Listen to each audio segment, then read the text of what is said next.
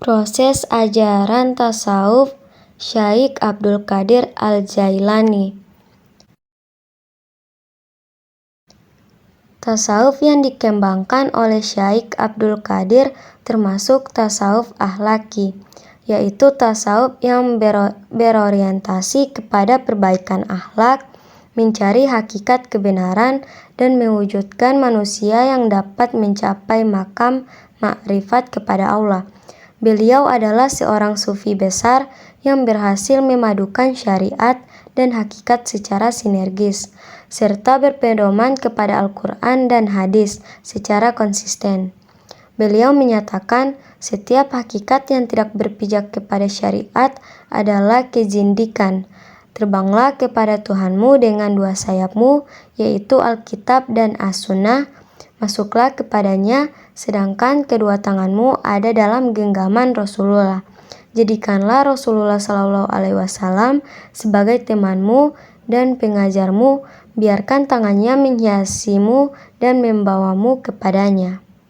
Syekh Abdul Qadir melihat ajaran Islam dari dua aspek, yaitu lahir dan batin. Dalam setiap ayat Al-Quran juga mengandung makna lahir dan batin. Misalnya tentang tahara yang berarti bersuci. Bagi Syekh Abdul Qadir, bersuci terbagi menjadi dua. Pertama, penyucian diri secara lahiriah dengan wudhu atau mandi.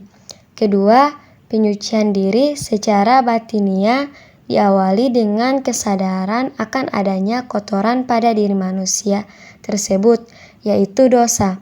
Kemudian dilanjutkan dengan menyesali perbuatan dosa tersebut.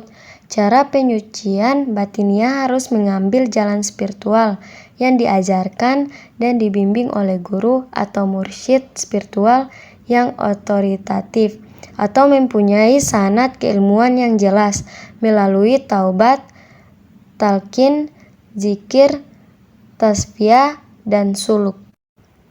Syekh Abdul Qadir melihat ajaran Islam dari dua sisi, yaitu lahir dan batin.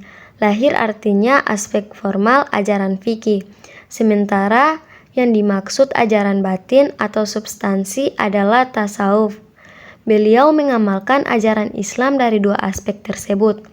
Mengamalkan ajaran agama tidak hanya dari sisi fikih saja, sebab fikih baru mengandung aspek pengamalan formal ajaran Islam yang seringkali tidak menyentuh atas dasar ajaran Islam yang sangat mendalam, sehingga dibutuhkan pengamalan agama secara mendalam atau substantif, yaitu dengan pengamalan tasawuf.